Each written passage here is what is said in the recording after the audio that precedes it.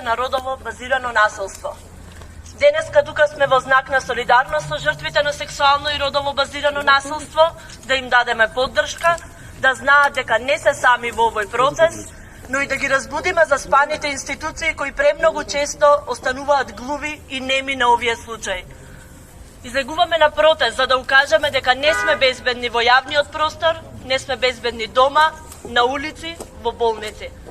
Тука сме пред МВР како прва служба од каде што почнува долгиот и често замрсен мултиинституционален лавиринт низ кој поминува жртвата на родово засновано насилство која се окуражила да го пријави насилникот. Последниот случај со пријава на сексуален напад, кој во медиумите стана познат како дивиот таксист кој избега на полицијата, по илјадити пат укажува на истите недостатоци на институционална поддршка на жртвите кои пријавуваат родово базирано насилство.